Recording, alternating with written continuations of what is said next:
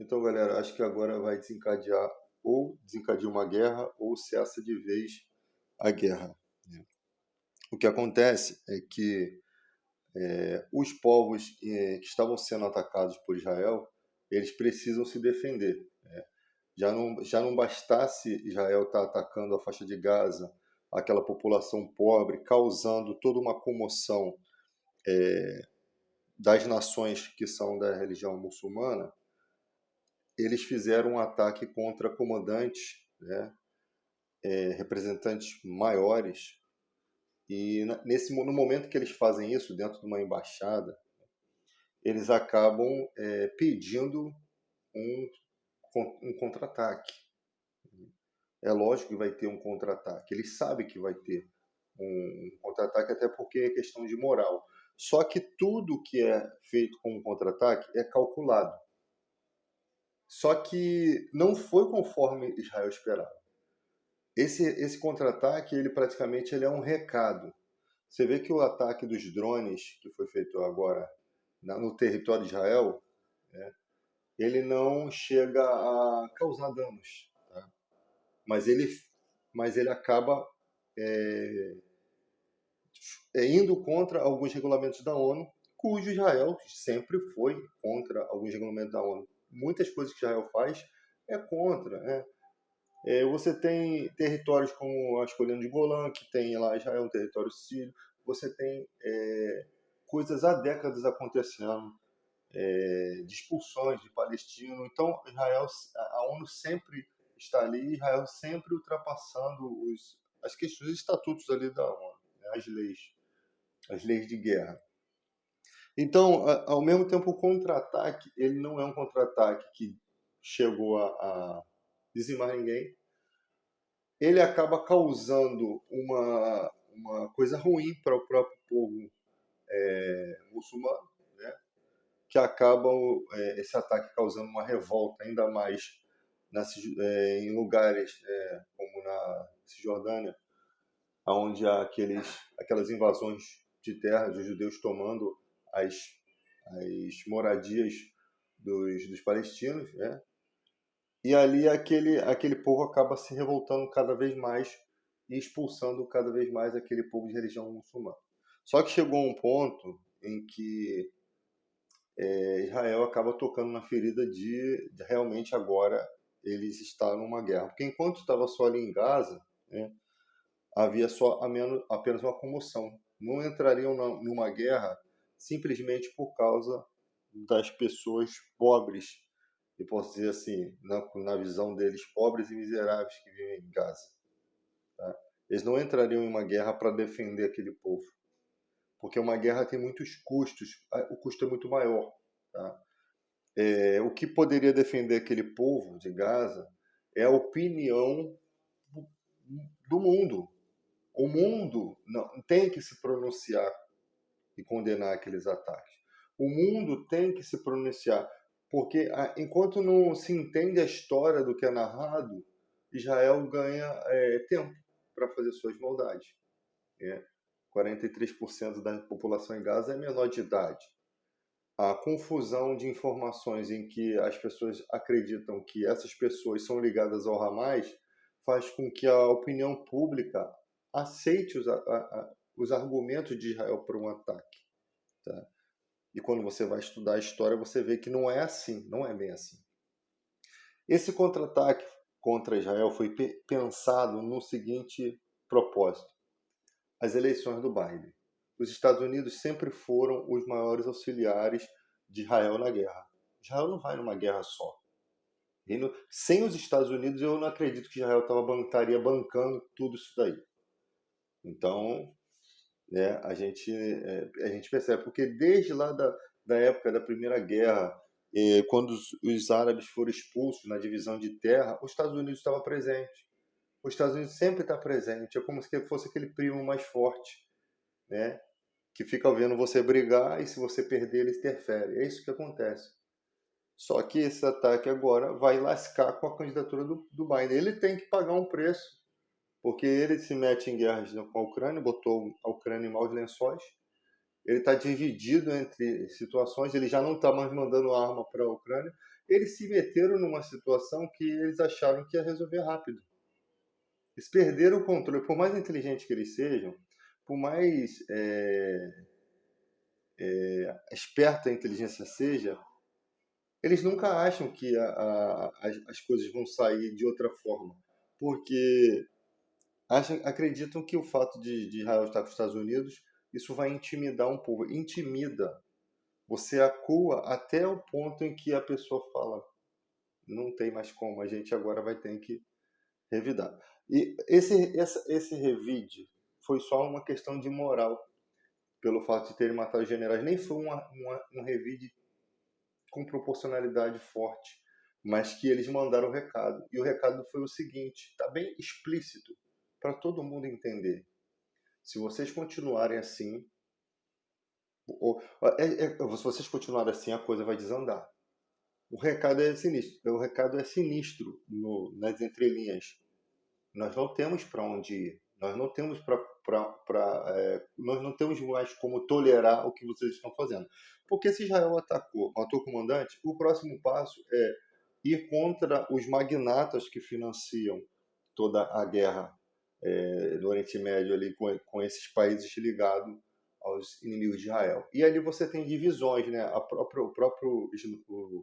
Os muçulmanos, eles têm divisões, né? Assim, xiitas e sunitas. Eles não se dão, né? Então eles não estão unidos. Esses 2 bilhões, quase 1 milhão e 900 mil, 1 milhão e 900 mil muçulmanos, eles são divididos, eles não são juntos. Existe toda essa quantidade na religião islâmica. Porque se divide entre sunita e xiita, esses povos não têm interpretações diferentes do Alcorão. Mas na interpretação não extremista, o lema do Alcorão é que se seu inimigo quiser paz com você, tenha paz com ele.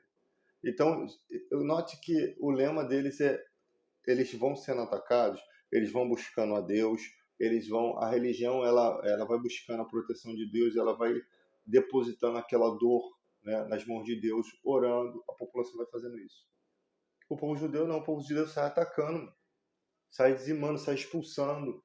E aí é óbvio que você precisa chegar a um ponto que não dá mais só para orar, né? Como foi na questão lá de Abraão, ele não teve que ir lá resgatar o Ló, ele não pegou 300 homens do dele e teve que resgatar Ló.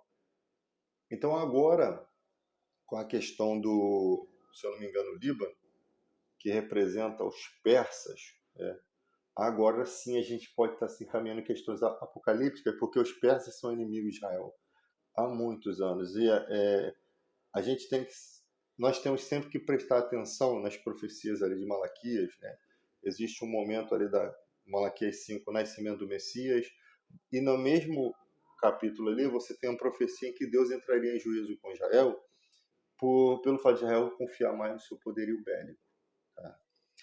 É complicado as coisas. Então, de forma a transmutar esses países que agora estão no cenário para os inimigos de Israel, como a Assíria lá no texto de Malaquias, sempre representou os inimigos máximos de Israel, né? Então a gente tem que perceber como que essa coisa pode desandar em questões proféticas que podem estar desenrolando. Porque esse ataque último não foi um ataque que matou. Acho que não matou ninguém, só feriu ali com os destroços do drone. Mas que não vai ser... É como uma questão de moral para Israel. Uma questão de moral. Eles devem retalhar não de cara, né? E eu não... se os outros países inimigos de Israel fossem fazer um ataque, faria amanhã, para não dar tempo. Para não dar tempo. E vamos ver qual vai ser a proporção disso. Porque em qualquer proporção que Israel fizer o ataque, se for uma proporção enorme, se for uma proporção simples, vai ser revidado de uma forma simples, né? Porque você percebe que eles não querem entrar numa guerra, até porque numa guerra se perde muito, se tem muito a perder. E do lado de cá, a força bélica também tem uma força, mas não chega a se comparar com a ajuda dos Estados Unidos. E a OTAN não vai poder se meter, porque a OTAN não está fazendo parte dessas questões, apesar dos Estados Unidos, por exemplo, ser o líder da OTAN e a regra é se atacar os Estados Unidos, todos atacam, nessa questão eu acho que não, os Estados Unidos está só, nesse quesito. Não que os Estados Unidos vai ser atacado, não vai haver isso, mas que os Estados Unidos vai sempre estar ali levando ali ajuda ali para Israel e fazendo esse trâmite. Mas a questão que a gente precisa observar é que se Israel atacar fora de uma proporção, ele vai arrumar um problema sério. E tem muitos países que são muito sensíveis, né? Tem muitos lugares ali, o Iêmen, né? Você tem ali, se não me engano, o Catar, né? Os lugares que são mais sensíveis a, ao governo, os governos mais sensíveis, né? Que realmente, se houver uma guerra, vão ser os primeiros a estarem perdidos, né? Vão ser os primeiros a passarem necessidade, porque já passam dificuldades. Então, para essas nações é muito mais difícil do que as nações que são mais ditatoriais, né? As mais fortes ali. Os inimigos mais fortes de Israel. Eles têm o poder, eles têm condição financeira de, de, de uma guerra, de ir a uma guerra. Eles têm se preparado a vida inteira, eles sempre vivem nesse preparo, porque ali é um lugar de constantes conflitos. Então o poderio bélico sempre deles tem que estar crescendo, desenvolvendo, até para intimidar e evitar a guerra, porque a intimidação funciona como uma forma de neutralizar a guerra. Por exemplo, se você tiver força nuclear, né, força bélica nuclear, você neutraliza certas coisas, porque as pessoas, os países ficam assim, opa, peraí, não podemos brincar, vai que esse cara dá uma de que não tem nada a perder. Isso pode acontecer. Então, numa guerra tudo é imprevisível, eles vão cutucando a onça com vara curta e eles não sabem a proporção das coisas. Porque existem muitas influências, existe opinião pública, existem influências internacionais, existe a liderança na hora de tomar uma posição impensada, né? Então uma guerra não é você ataca lá e eu ataco aqui, não. Eles são como diz o Ibrahim Siwer, o que atacou, risco calculado, né? Chega uma hora em que a presa precisa se defender. Chega uma hora em que o predador vai ter seus prejuízos. E não se confie, não ache que poderio bélico vence as coisas, não, porque são anos arquitetando, pensando se acontecer isso, como vai ser feito. Mesmo que o inimigo seja forte, nunca despreze o adversário, porque ele pode deixar uma marca bem forte, bem ferrada em você. Ele pode deixar uma marca que você não consegue mais cicatrizar.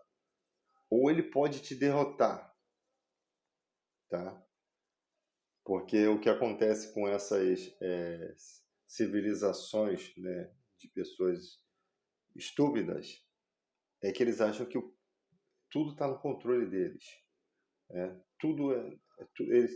Eles não dão um discurso de neutralidade. Os discursos deles são sempre de superioridade. É nós, é isso. Tá?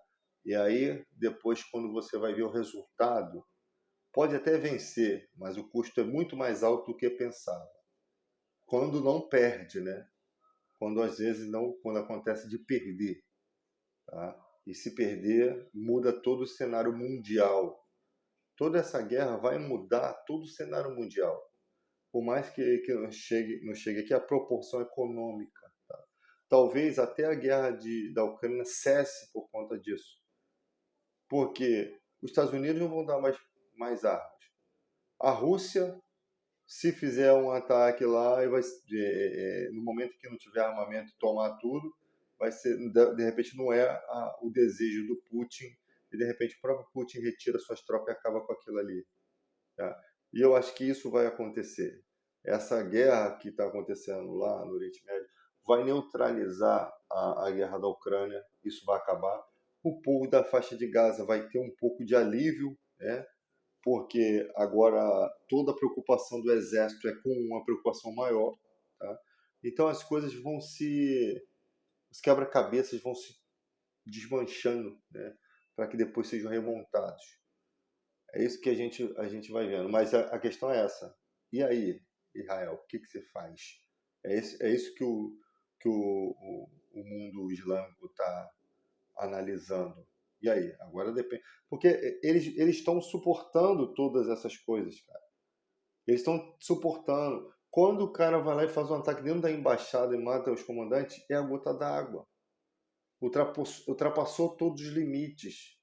Não adianta a mídia internacional ou a mídia nacional tentar dizer não, que agora que foi atacado dentro do território. Foi, mas não vê o outro lado, não.